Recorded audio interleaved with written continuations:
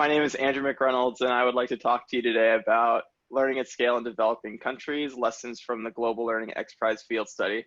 The Global Learning Xprize was a $50 million competition to develop an open source Android tablet app to teach basic literacy and numeracy to children in developing countries who have little or no access to schools. 198 teams from 40 countries got winnowed down to 5 finalists. Xprize compared the learning gains of children who used the finalist applications against a business-as-usual control group by conducting a massive 15-month-long controlled study of over 2,000 children in 168 villages in Tanzania. For more details on the studies that I will discuss today, please see our paper in the conference proceedings or in the chat below.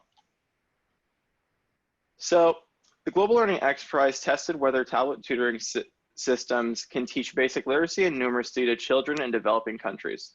Xprize and the teams had to cope with the violation of 6 assumptions that EdTech typically relies on in developed countries.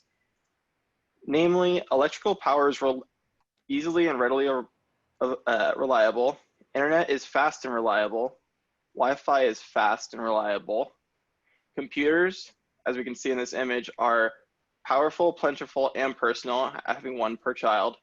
Sensors are varied and accurate, and support is available both for technical support and also for educational content. However, these assumptions are broken in developing countries. Xprize and the 5 finalist teams had to address or work around these broken assumptions. Our team, a finalist, is RoboTutor. The workaround for electrical power was to use batteries. Xprize provided solar powered stations for battery recharging, local Wi-Fi, and an FTP server.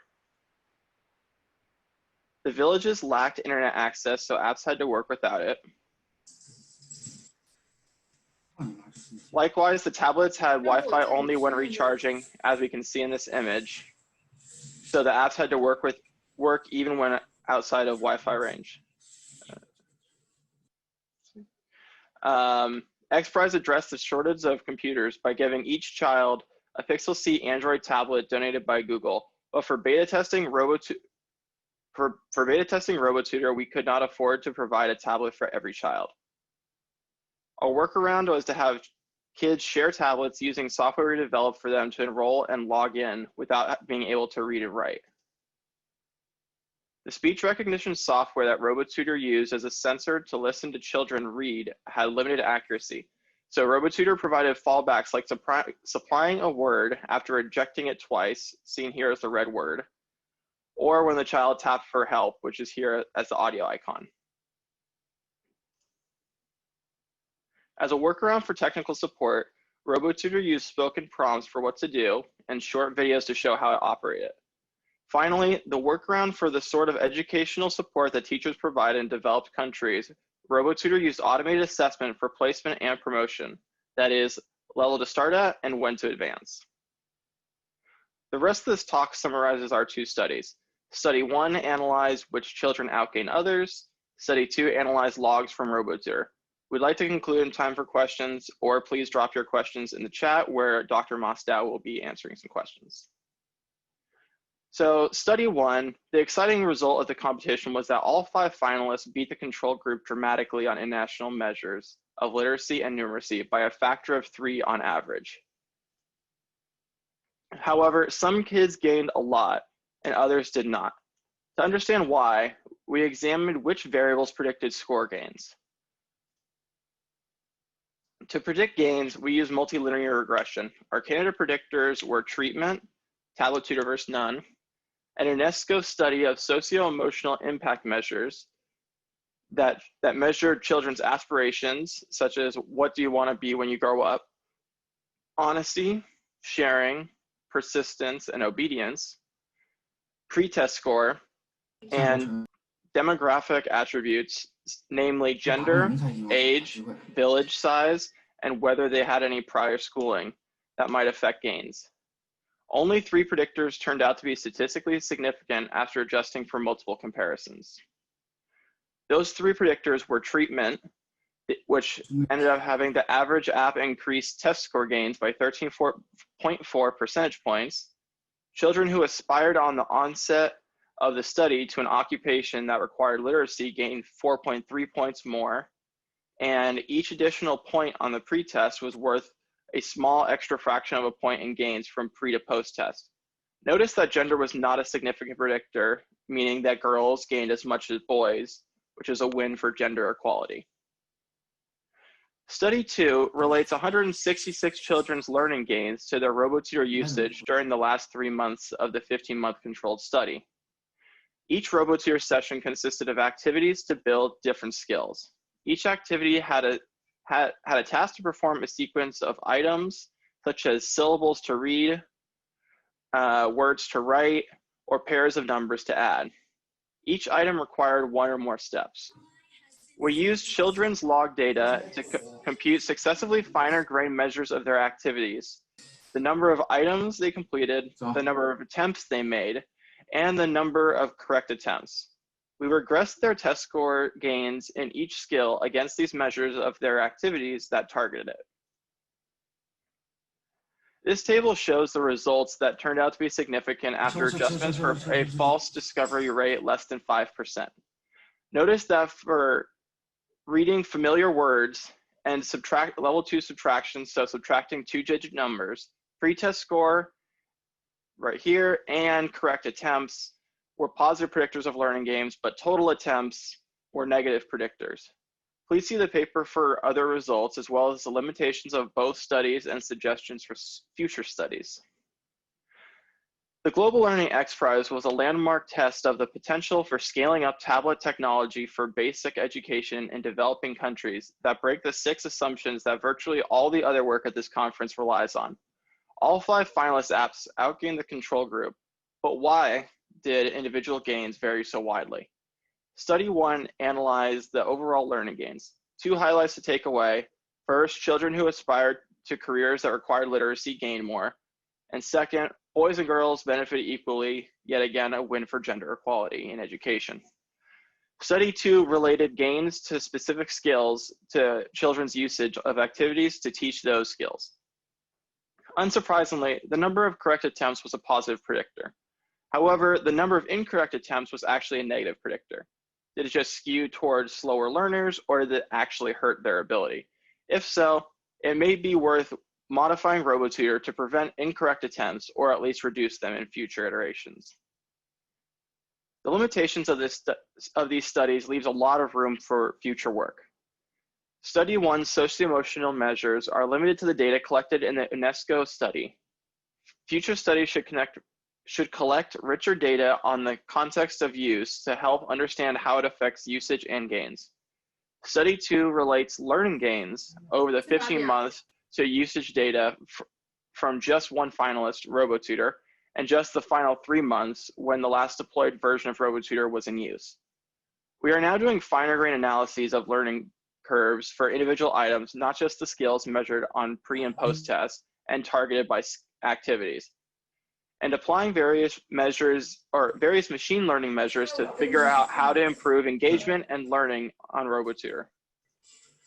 Thank you for your time and attention, and now we will take some questions. Wonderful. Thank you, Andrew. I want to also unmute, where are you, Jack? Hi. Oh, sorry. Now I muted you. Now you're unmuted again. Yeah. Now we just need questions. So we have 5 minutes. If you'd like to ask your question in person, you can raise a hand and I'll unmute you. Jeremy asked whether there's an effect size. Very good question. I'm embarrassed not to have an answer. I believe we did detail the effect sizes in the paper. Well, now you can tell who did the actual work.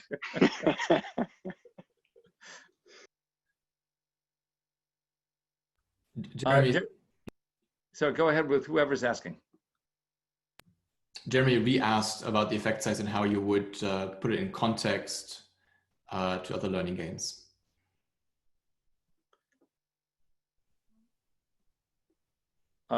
Which are the learning gains, Jeremy? Oh, let's see if unmuting works. Yeah, just like, how big is this? Like, is it a big deal or a little deal? Like, significance isn't the best test of statistical significance. Doesn't really tell you how much difference this makes in their life. So just any way you've thought about that question of how big a difference is this making? For the factor of 3 times the gains made by the business as usual group. Perfect. Yeah. Thank you. So it's spectacular. Spectacular. And just because I have 2 monitors, I can say that I looked into our paper and the effect size was 0.82. Wow. That's 0.82 is a humongous effect size for any non-experimenter defined measure in an educational experiment.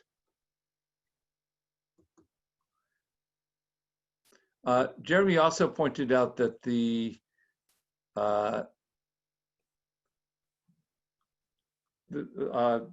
gaming the system could be just lots of random clicking oh, this is for the correct attempts. Okay, I was trying to remember the context. Yeah, that's very possible. And in principle, it should be, we should be able to look at the click rate to get that, although it would vary by activity. But it's an interesting direction for Drew to pursue. Or some of the other students who are analyzing the data. Hey, there's the next paper right there. All right. Any other questions? Now, please, questions. Raise your hand. Oh, Chris has a question.